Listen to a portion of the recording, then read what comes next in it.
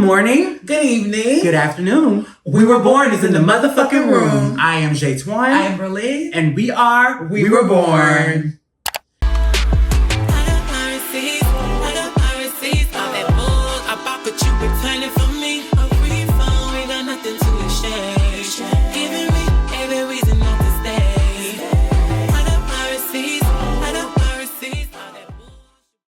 This is another spectacular episode of Unhinged, where we give you our unfiltered and unbiased opinions, and sometimes it's a little bit unhinged. Okay, let me just be frank really quickly. We were initially paying someone on Fiverr to edit the video, but in the midst of the transaction, some of the footage of this episode got misplaced. With that being said, we really struggled with whether or not to release the video, being that vital pieces of the video was missing, which led us to the simple solution of just doing voiceovers. So we would like to apologize for our tardiness with the release of the videos. Just know that they have been filmed and they will be released soon. We thank you for watching and enjoy. Okay, so typically we take our time and name each episode, but we're gonna get right into things because this episode has a lot of tea. And the episode has a theme, like it just, conveniently leave certain things out and, focus in and zoom in on things that are a little incriminating and or maybe seemingly questionable. So, in place of naming the episode, we're going to play a little drinking game. Anytime you hear one of us say, tap in, you take a drink of your drinky drink. Let's get into some things. See, I know that's right. The episode opens straight up into Kendra and Dominique going toe to toe, blow for blow. No. Let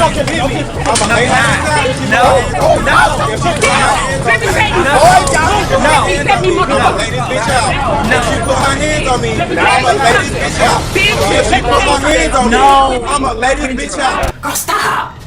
But then, I'm messy. I'm like, bitch, hell, a little bit. Just a little bit. One little uppercut ain't gonna hurt. Oliver seemingly gets them to separate and presumably goes back in the backyard and get them to have a mediation session. Look at me. You're one of the strongest people I know. You are so beautiful. All this stuff right here is petty stuff, Kendra. God put the toughest obstacles and battles on the people that can handle it. And you can handle it, Kendra. I don't want you doing this no more, okay? I know you're angry, but you are a queen for a reason. And I want you to act like him. In action.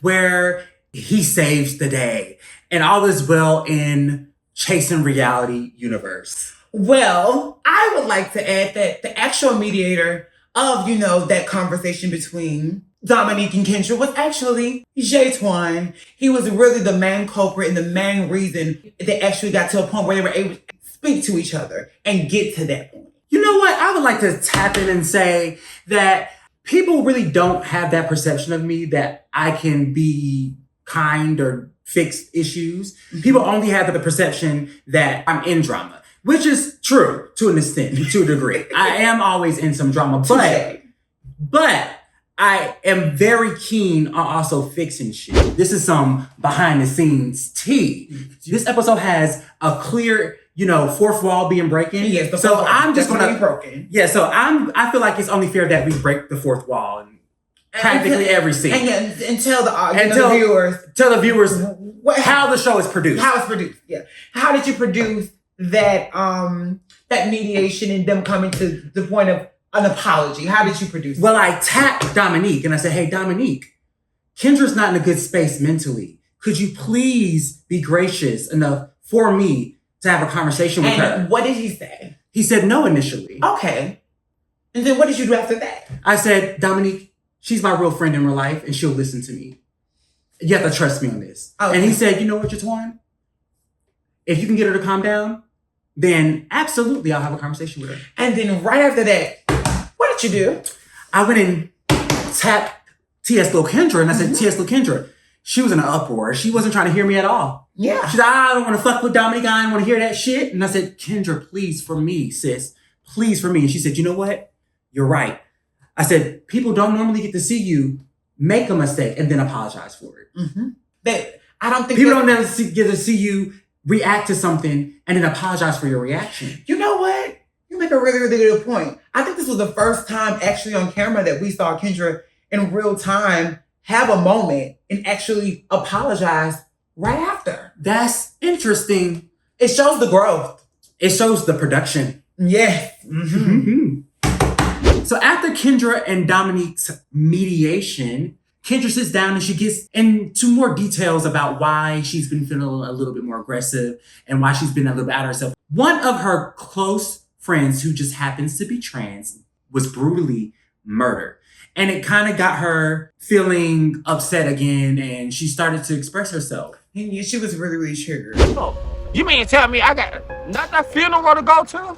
It really hurts because I'm about to trans women. We really gotta take this shit serious, y'all. And it's a period.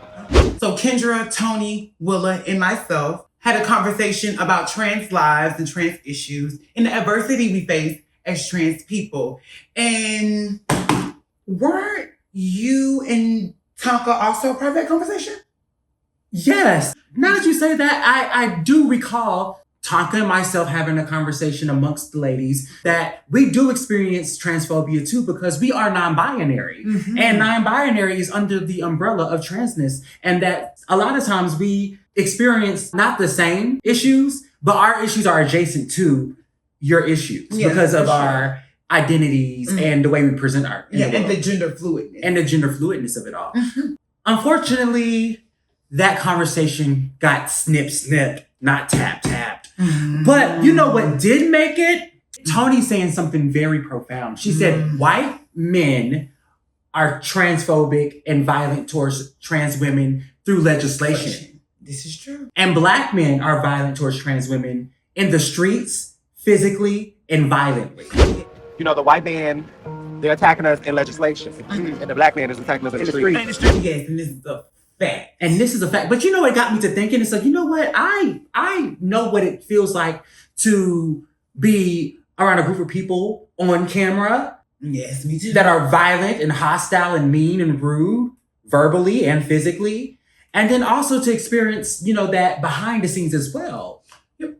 And then Drew comes in unauthentically, as she always do, and she taps on Willa, and she says, let's have a conversation. And Willa's just crying her heart out, and she's really trying to relate to her friend.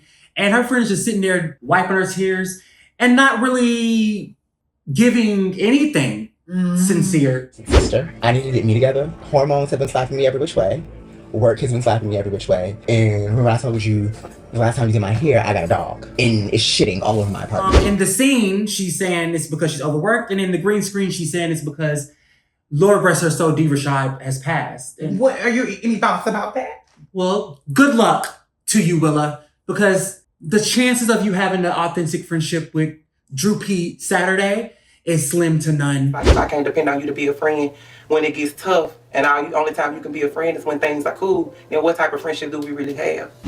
Also, I do recall there was a moment in that same scene where someone tapped all the castmates and said, hey, yes, you know exactly what I'm talking about. Hey, let's make it look like we're actually having some fun. This is kind of a heavy thing. You know, as castmates, we shouldn't be doing this. We should make it end on a positive note. Let's play football For all of 10 seconds. They didn't snip that. They added that. And you got every second of the football. Yeah, because we played it for about 10 seconds. About 10 seconds. It was about 10 seconds. It was at least 10 But it seconds. definitely looked like we actually played football, right? Come on, Bitch, you want me to get my girl play, but you're not playing that. hey, fuck that shit off me.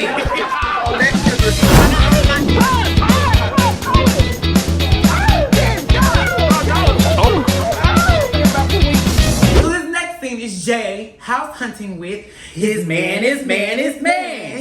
And they're talking about the next level of their relationships and like things like moving in and having children together. And I absolutely love this because it's so humanizing and he deserves this as a castmate. And I know he's appreciative of this, like all castmates were appreciative of this. But at the end of the day, it's so admirable and I just love this. And I love that billboard. If I ever get a man, I want him to post me up there in the middle of the city and show me off like that. For sure. So, you know what? We're not going to give Jay a tap. We're going to give Jay a clap. So now we magically appear in Dominique land, where he taps on his ex-fiance, Anthony, to have a conversation in the communal area, where he divulges that they're in a good space and they've grown and they're happy and... Mentally, I'm growing. Spiritually, I'm growing. And honestly, you don't even have to tell me you're growing up because I see it and it annoys me. Yeah, basically, they're growing apart and becoming one, separately. So basically, they talk about Troy, they talk about the dog, they even talk about his homelessness and his jobs. And it basically sums up the theme. But let's not forget, Big Ant taps Dominique on the shoulder and lets him know that Wayne has in fact been in his DM. Now, Miss Wayne, I knew you was up to no good. I don't understand why you just gotta keep reaching out to people that's close to me to try and hurt me. And I saw that message, and that message said, "What's gooey, Big Ant?" And this causes Dominique to go in a rage towards his already nemesis and non-friend. Wow. The story just keeps getting better. So now Troy taps Willa and Oliver to go to the Botox Center to not get Botox. That is insane. And while they're at the Botox Center not getting Botox, Oliver decides to lay on his stomach to keep his ass from deflating to have a conversation about Kendra. We were all enjoying the party. You know, all of a sudden, Kendra was like, I gotta get something off my chest. And no, after he talks about Kendra, they cut to the green screen where he says that himself, Troy, and Willa are perfectly fine. Don't need no Botox while they're at the Botox Center not getting Botox. And says everybody else on the cast maybe possibly should go get their dents and craters fixed and filled. I don't know if I need Botox. I don't think I need nothing filled. I think I got enough. Willa look good. Troy look good. But I'm pretty sure for some of our other friends who got a lot of holes and missing parts and dents and crevices, this facility would be really great for them. And this is a weird thing for me because Oliver has a history of talking about people's looks. And I know he's done it to me. He's done it to you. He's done it to Kendra. He's done it to probably the entirety of the cast. And I think that Oliver shouldn't be doing that because he's not the prettiest weed in the garden. So baby, you should cut it out. Yeah, that's typically what happens to weeds and gardens. Oh. At the end of this non-Botox getting Gossip Girl scene, Willa disclosed that she is now cool with Oliver and they're working towards a better friendship. But she's a little apprehensive about her friendship as it pertains to Seven. And then Troy blames his fractured friendship on King Kane. But whatever he went back and told Dominique is what made Dominique stop reaching out to me because he really thought it was an issue. Are you sure? Yes. Things are getting tappy. Tappy. I like that one.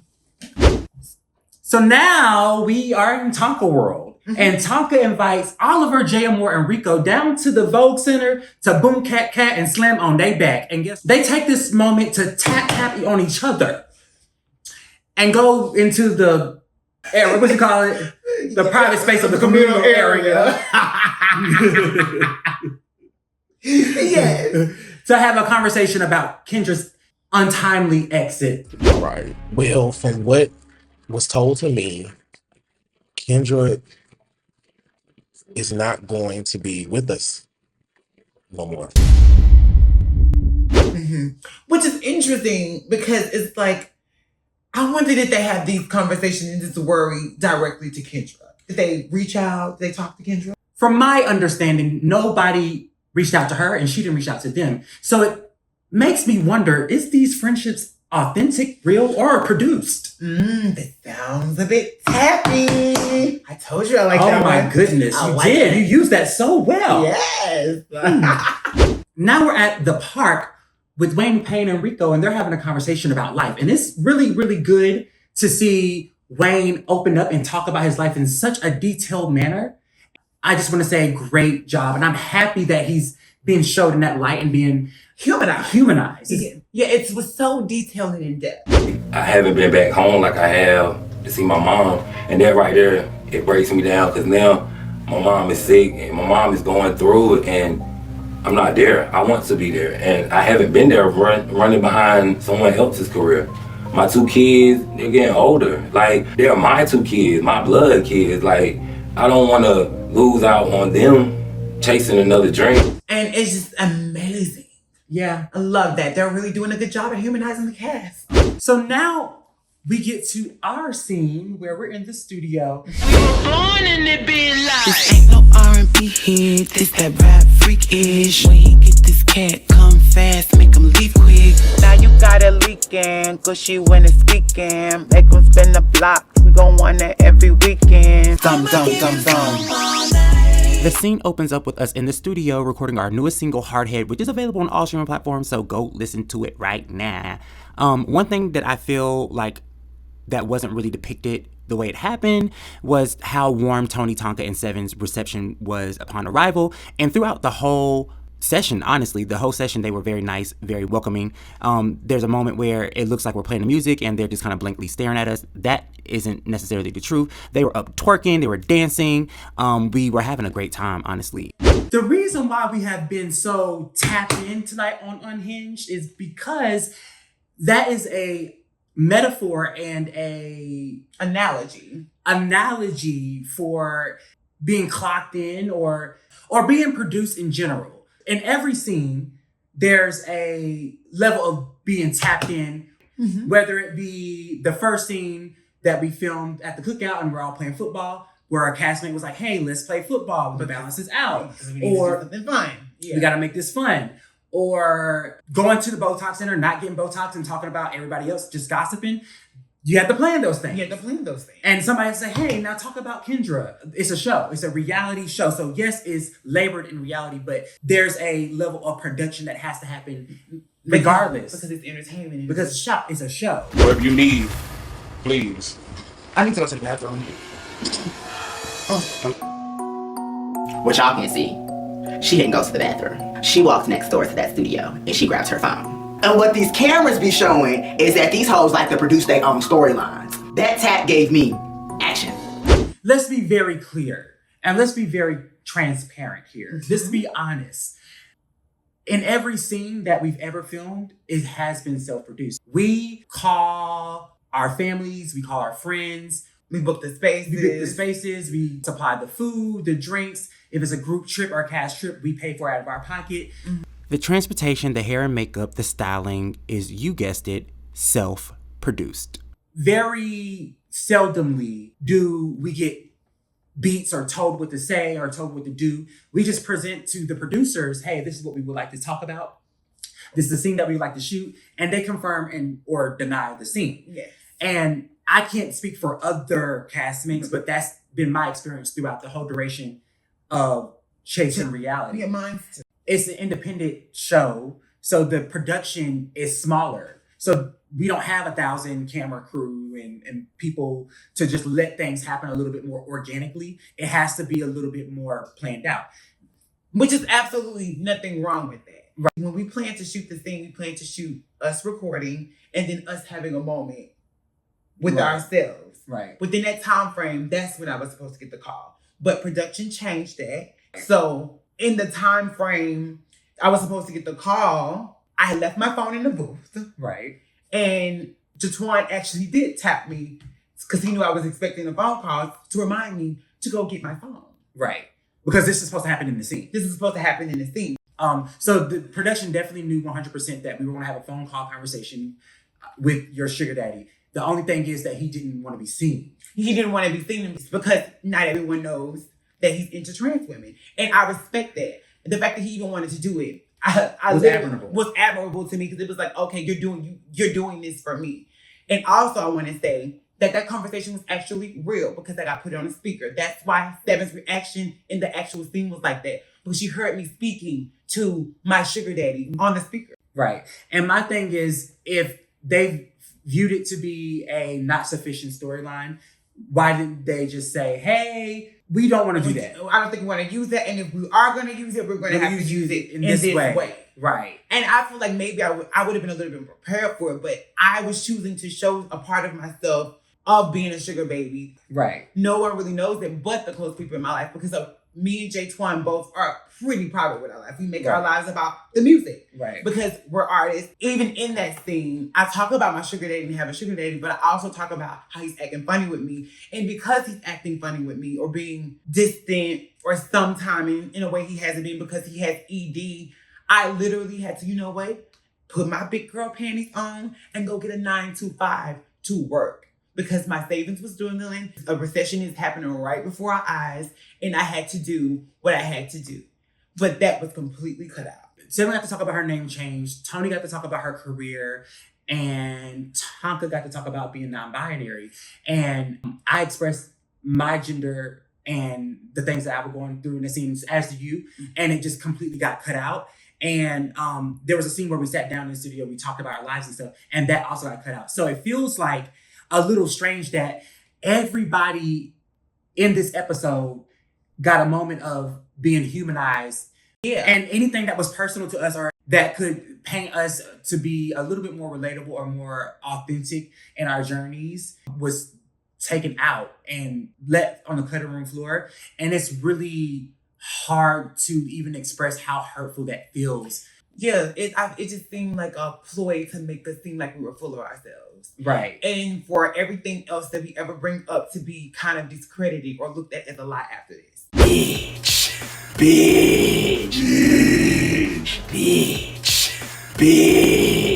I also want to touch base on Drew and what she said on her green screens about me being too comfortable in this bitch. I am just meeting you. You getting a little too comfortable around this bitch. As if this wasn't a space that I invited her in. Like as if I didn't book this space and I didn't produce, the scene. The scene. Right. Like, or you didn't, pay for the studio or all of that. Like literally, I'm comfortable in this space because I'm the reason why you're in this space. Yeah, you created the space. I created the space so I to be comfortable in. To be comfortable in. That's why I'm speaking freely about the things I want to speak about. We're literally singing a song about having sex all night and making someone orgasm all night. Yeah. Because it's our space to do so. Mm-hmm. And if you felt uncomfortable by that, you could have left. You could have left. Mm-hmm. But she, in fact, did not feel uncomfortable because she was bragging about the song. She was bragging about the atmosphere. Oh my God, it's a real studio. Exactly. That's literally the first thing she said, which didn't make it. What also didn't make it was her critiques about the song. Yes. Now, see, we're on a show where people say shady things and people have the right to feel how they want to critique and do this. It's a show. Yeah. They do. So some shade is going to be unwarranted. Some shade is going to be fun. Some shade is going to be mean and below the belt. You kind of anticipate that. And although I don't feel like her shade was mean or below the belt, it was unnecessary. It was still unwarranted and unnecessary. And she definitely shaded not once, but twice. She sat down and said it, and you saw the half of it when she said, "In Berlin, it was real soft and cunt." Put me on the track, though. Okay, well then, y'all produced my album. But there was a but after. There was literally a but after it, and she says, "Oh, but she could have been you could have been way more sexier on the song. It just wasn't giving enough sex. It should be because if it was me, I would have been sounding like I would have been getting fucked on the track." Yeah, so she definitely said that, and we remember it vividly, clearly, as clear as day. Like I can't get the sight of her fucking out of my mind because that's what she said. She said it twice. Yeah. So I remember her saying it. And it was edited out. And it was edited out. And to make it seem like I am just picking with poor Drew. And she's after she was being supportive. She's being supportive and that's not what happened. And it's fine. But that in conjunction with not telling our stories, in conjunction with letting them tell their stories, editing out her shade, but showing my shade, it's just being vilified. Yeah. And it reminds me of the statement that Tony made when she says, Black men are violent towards you in the street and it's aggressive and you can see it. And the white man is violent towards you through legislation. And you don't really get to see that blatant. It's not overt. It's not overt. Yeah. It's like being on the show is like these people can trigger you and talk about you and be mean, but the legislation is what's protecting them. So you lose either way. Yeah. Yeah, it's just really, really sad. It's really sad, but you know what? We're we have each other. Yeah, we do. And we've always loved each other. And I feel like love always outwins the negativity. So as I stated in the beginning of this video that some of our footage got lost when we sent it to the editors, and one of those scenes were the fight scene between Wayne DePayne and Dominique. Okay, and I am very pissed off about it, but because the footage is missing, we're just going to do a voiceover real quick and let's get into some things. Okay, so the scene starts off with Wayne DePayne walking up to Dominique in the outside communal area bearing gifts, all right? Wayne says it's a beautiful day that God has made and he had put in his heart to do some peaceful things and bring gifts. I don't know if that's true, but he brought gifts nonetheless, all right? In the bag of gifts, there was a composition book and he basically said, baby, write your thoughts down because if you don't, baby, I'm gonna read you like a textbook. And then he passed him a toy car and said, baby, you gonna go to jail if you fucking with me. I'm one of us gonna end up in jail. Then he had a Summer Eve's douche bottle or something of the sort and basically told him to clean his ass and take more time cleaning that ass than worrying about me. None of these gifts seemed like gifts that would rectify or cause any form of reconciliation. They seemed a little antagonistic, but they say it's the thought that counts. Then boom, out of nowhere, Dominique has some receipts and it says, what's gooey? And he looks a little confused like, girl, he didn't know what the fuck he was looking at. But honestly, I have to give it to Wayne, not for the gag gifts because those were kind of, antagonistic, but the receipts were not receipting for me. They just were not giving because A, that's your ex and Wayne DePayne is your nemesis. So it just sounds like something that could possibly happen when you have enemies out there. Your enemies might try to fuck on your ex. And Dominique, girl, your motherfucking ex is handsome. The girls want to spray Big Ant and I ain't talking about Raid. That's why the girls are saying, what's gooey, Big Ant? But you know what? I ain't got nothing to do with this. I'm gonna say about it. No shade. Then things got a little escalated. They started getting up in each other's faces. In my opinion, the first sign of disrespect is when Dominique threw the receipts in his face, and then things just kind of got escalated from there. It was a total key to watch Wayne have an anime Dragon Ball Z transformation in the green screens. He went from Wayne the Pain to Wayne the motherfucking Pain, and he didn't do a motherfucking thing. But let's keep on going. They're standing in front of each other, and then Wayne goes in, and then Dominique gets up, and he's like, nah, rock. They separate for a second, and Dominique gets on the ground. Wayne slams him, then boom, boom, boom, pop, pop, pop, pang, pang, pang. Then Dominique gets up, so smack him, punch, uppercut, kick. Wayne is slamming his head into the ground. Dominique gets separated by Dario, and he's like, baby, I'm still pretty, I'm still popping, I'm that girl, I'm calling the police. It was very federal of him. I don't know why he wanted to call the police, and that surprised me. And Wayne is running like he stole from the governor's, he stole some money or something. I don't know what the fuck he was running for. But that sums up the fight. I don't know who won. I watched this about 25 times. I don't know who won. Y'all tell me who y'all thought won. Put it in the comments. Tell me y'all thoughts, views on this scene. Wayne did go on his Instagram and said that there was some parts of the fight that was missing, and I have to be fair, I have to be honest. I believe him because there were scenes and parts missing from our scene. So maybe we can get an unhinged version of the episode where we can get a little bit more details and things that happen, or maybe not. But with that being said, Hardhead is available on all streaming platforms. Please like, comment, and subscribe if you like this video. Sorry for the late updates. We are working. We're doing our thing. Thank you for being patient. We love you all. And yes, go stream all our music. Available on all streaming platforms, and watch Chasing Atlanta every Wednesday at 8 o'clock-ish. All right, y'all have a good one.